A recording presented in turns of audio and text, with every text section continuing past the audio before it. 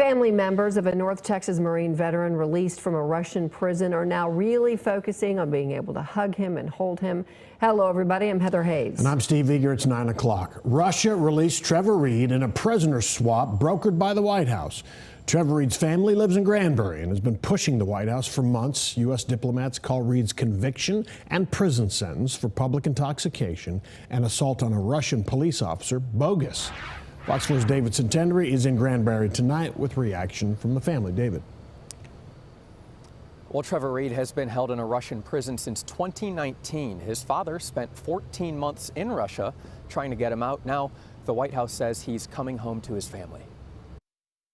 It's going to really hit us when we get to put our arms around him and hug him. Trevor Reed's parents were unsure since 2019 if this day would come. But while at home in Granbury, a phone call early Wednesday morning connected them to the one person they so desperately needed to hear from. It's a bunch of I love yous and we'll see you soon. Trevor Reed, released from a Russian prison.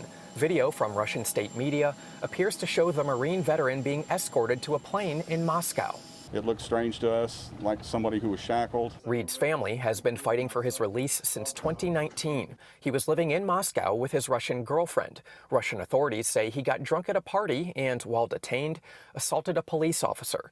U.S. officials call the claim bogus. We love our son and we're going to fight. In February, the Reeds held a rally in Fort Worth and caught the attention of President Biden, who was visiting North Texas. 3 weeks later, they met with the president in the Oval Office. We believe that he probably saved our son's life. The White House spoke Wednesday on Reed's release.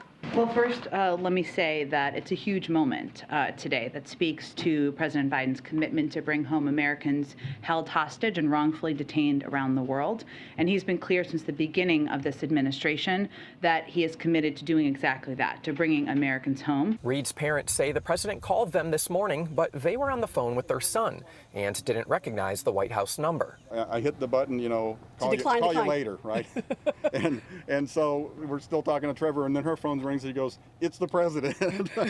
So I hung up on the president. I'm sorry, Mr. President, didn't mean to do that. Reed is being exchanged for Konstantin Yareshenko, a Russian air pilot who was convicted in 2011 of criminal conspiracy to transport $100 million worth of cocaine to the U.S. and other countries. He's the first known Russian citizen to be captured by U.S. Secret Service in a third country, Liberia, and then brought to the U.S. Konstantin Yareshenko is not a good guy, right? I don't think anybody feels good about letting him go. But he is on the tail end of a lengthy sentence, right? Trevor is on the front end. In 2020, Reed was sentenced to 9 years in a Russian prison. An appeal earlier this month was denied, and with Russians in the middle of war in Ukraine, his parents weren't sure what to expect. You know, you get kind of skeptical of that when you see a war breaking out. Now, with Reed on his way home, his parents say they're ready to make up for lost time.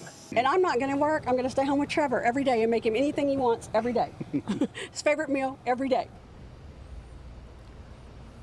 Reed's parents say they are waiting on the Department of Defense to let them know exactly when and where they can be reunited with their son. Steve, Heather. All right, we'll keep following it. David, thank you. WNBA and former